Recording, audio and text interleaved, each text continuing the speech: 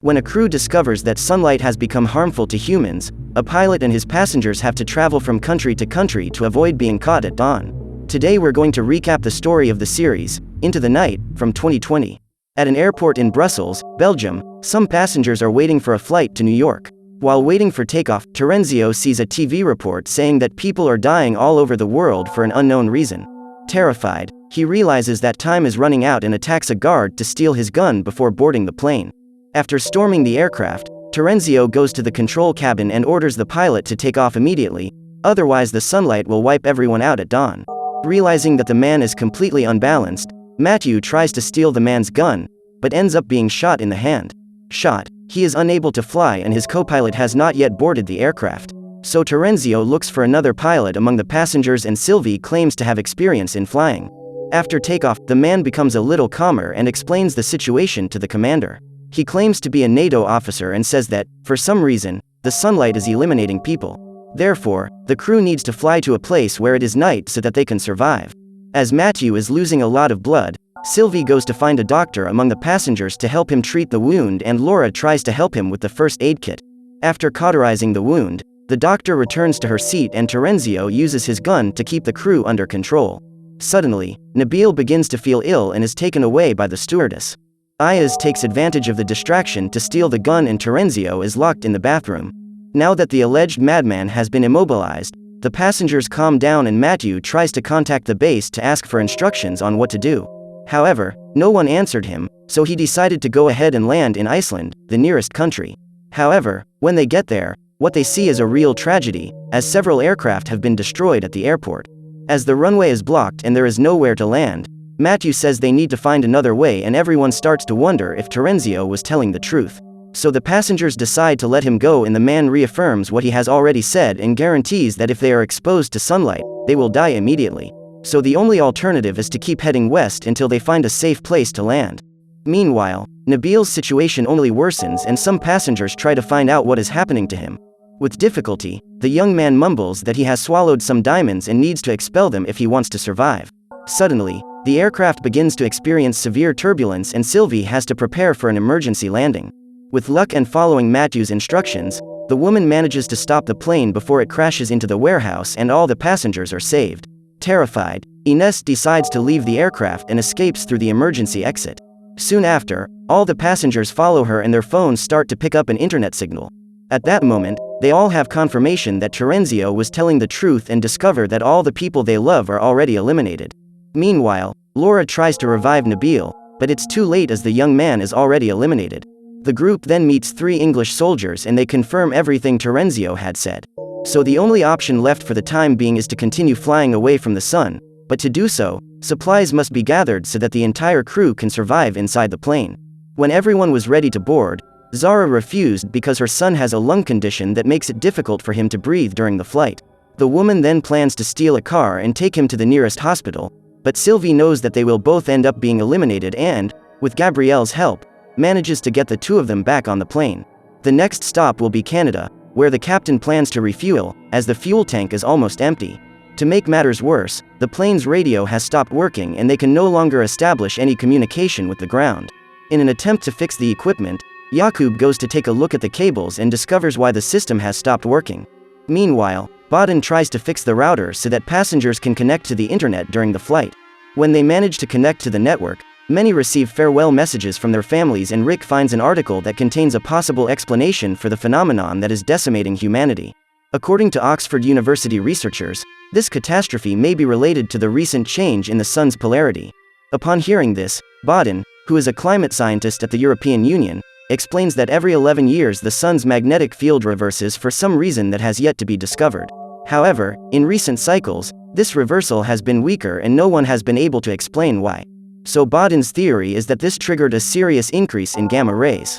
The authors of that article are probably already eliminated, as the sun has just risen in England.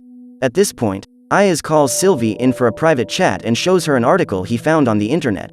Through the article, they discover that the 3 soldiers they found in Iceland are actually war criminals. Then Jakub turns up and the pair share the news with him. Sylvie then pays a visit to the cockpit to tell Matthew about her discovery and asks for his help in getting those guys off the plane. So when the crew lands in Canada, the commander asks the 3 soldiers to look for electronics at a military base, but they demand that Jakub and Gabrielle accompany them. Along the way, the team comes across the bodies of people who have recently died, and among them is a school truck full of children. Meanwhile, Matthew explains the situation to the other passengers and says that the team needs to be ready to take off as soon as Jakub and Gabrielle return. At this point, the passengers take the opportunity to loot some stores and take food, while Ayaz and Osman bury Nabil. When he arrives at the indicated location, Jakub traps the soldiers in the warehouse and calls Gabrielle to run away. However, the woman is confused and decides not to accompany him. The man manages to escape, but is followed by armed soldiers and Gabrielle is left behind. So when Jakub gets on the plane, Ayaz quickly closes the door and Matthew begins the takeoff. Immediately, the criminals start shooting and one of the shots hits a window of the plane, but is unable to pierce it. The problem is that the glass has been visibly damaged and there's no telling how long it will last. Now that the radio is working again, they manage to get in touch with another plane and Matthew discovers that there is a submerged facility in Hawaii, which is where the crew is going. Upon returning to the cockpit, the commander detects something on the landing gear and soon comes to the conclusion that one of the soldiers has managed to grab onto the aircraft before takeoff. So Matthew decides to fly as high as possible so that the temperature and lack of oxygen cause the criminal to faint and fall out of the aircraft. However, as the pressure increases, the glass that was hit by the shot begins to crack and soon breaks. So, to prevent everyone from being sucked out of the plane, Jakub decides to take a risk and uses a piece of wood to cover the window. Now that there is no more pressurization in the plane, the crew won't be able to reach Hawaii before sunrise and the solution is to make a stop in Alaska to repair the window. While Matthew and Sylvie plot a new course, Jakub, Bodin and Terenzio investigate the plane on a mission to eliminate the soldier as he keeps clinging to the landing gear. When the trio finally find him, he tries to steal the gun and Ayaz has to shoot the criminal. After getting rid of him, the 3 men return to the cabin and Osman accuses Ayaz of having stolen the diamonds from Nabil's stomach before burying him. When he is put up against the wall, Ayaz decides to confess and tells him that the emeralds the young man had swallowed are of great value to his people. So he wanted to take them back to Turkey and picked Nabil up to carry them on his stomach. However, the young man didn't follow the packaging instructions correctly and ended up dying. So the group decides to handcuff Ayaz in a compartment outside the cabin until they have time to decide on the best sentence for him. Minutes later, as planned, they land in Alaska and, after Jakub fixes the plane's window, everyone gathers to decide Ayaz's fate. At this point, Terenzio decides to speak up and says that the passengers need to return to Brussels, because before fleeing he had heard about a possible shelter. However, according to him, the group won't be able to get there without Ayaz's help and he manages to convince everyone that the best option is to take him on this mission. Since solar radiation began to eliminate people, fresh food has also been affected. At every stop they made, the crew took the opportunity to replenish their food stocks and, since then, they have noticed that the fruit doesn't taste the same as it used to. In fact, it no longer have any taste and is just like styrofoam. So Bodin came up with a theory that radiation has altered the DNA of plants and now fresh food no longer has any nutritional value. If this is true, the situation is very serious, because it means that the few people who are still alive could die of starvation, even if they manage to find a safe shelter. Nevertheless, the group continues to try to connect with other survivors via radio and Bodin asks Zara to help him translate a message sent from Ukraine. When she hears the message, the woman realizes that it is being transmitted by an astronaut who is talking about a facility called Stara 17. Quickly, Jakub goes to tell the pilot about the discovery and finds only Sylvie in the cockpit. At that moment, they realize that the last time they saw Matthew was when he went into the bathroom and, when they open the door, they discover that the commander has been passed out inside for all this time. On examining him, Laura realizes that the wound on Matthew's hand caused by the gunshot is infected and that this infection is spreading throughout the pilot's body.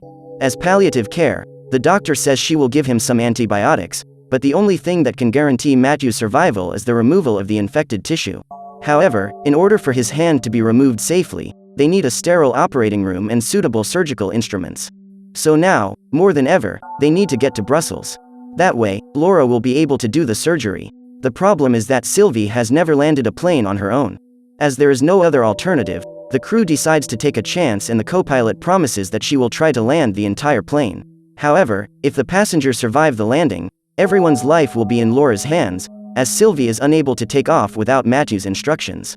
So the next mission is to land in Brussels, perform the surgery and get the captain to wake up so they can take off before sunrise. To increase the chances of success, Jakub enlists the help of a YouTube video to guide Sylvie and then, after a long turbulence, the woman manages to land. There are only 2 hours until sunrise and the group splits up again to optimize their tasks. While Osman and Yaqub fetch fuel, Sylvie and Ines go after food and Baden helps Laura take the commander to the nearest hospital for surgery. Hoping to find information about a possible shelter, Terenzio, Ayaz and Rick head to NATO headquarters. Determined to get medicine for her son, Zara accompanies the doctor to the hospital and helps carry Matthew's body. While searching for an operating room, Dominic spots a corridor littered with the bodies of people who were trying to protect themselves from the sun, but all their efforts were in vain. Then Laura and Baden arrive at the operating room and Zara manages to find a ward full of medicines. Arriving at the NATO meeting room, where Terenzio received the news about the sun, the trio start looking for maps and notes, but find absolutely nothing. So Rick decides to go to the control room to listen to the recordings and find out what was said during the conference.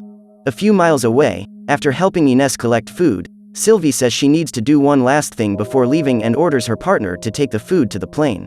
Worried about her friend, the young woman decides to call Yaqub, but he's busy and won't listen to the call. While Rick goes to the control room, the other two men continue going through the documents and Terenzio finds it amusing to insult Ayaz's country. At that moment, they both start fighting and exchange a few punches on the ground. Furious, Terenzio rushes to get his gun and eliminate his opponent, but Ayaz manages to stop him and ends up getting hit on the head with a metal object. After the attack, the man can no longer get up and, at that moment, Terenzio realizes the extent of the mistake he has made. He then goes after Rick and the man tells him that he heard the officers talking about a bunker in Bulgaria on the recordings. The Stara 17 that Zara heard on the broadcast is the name of this bunker. Now that he has gathered all the information he needs, Terenzio calls Rick to return to the aircraft and says that Ayaz went ahead to help the others. However, before leaving, Rick sees Ayaz's body on the security camera, but decides not to say anything and they both return to the plane. When Ines meets Yaqub and Osman, the young woman tells them what happened and says that Sylvie has run away somewhere. Immediately, Yaqub takes a car and goes after her while Ines helps Osman fill up the fuel tank. Meanwhile, Sylvie is at home, lying in bed and crying next to the ashes of her boyfriend, who died a few weeks ago. At the end of the surgery, Matthew starts to wake up and Laura tells him that he needs to stabilize before being taken back to the airport. When Terenzio and Rick meet the other passengers, Ines asks about Ayaz's whereabouts and Rick is startled to see how calmly his partner lies. As soon as Matthew regains consciousness, the trio put him on a stretcher to take him to the vehicle and Yaqub finds Sylvie. After a brief conversation, he manages to calm the co-pilot down and convinces her to return to the plane. Just then, Ayaz wakes up and crawls across the floor, trying to get to the airport in time.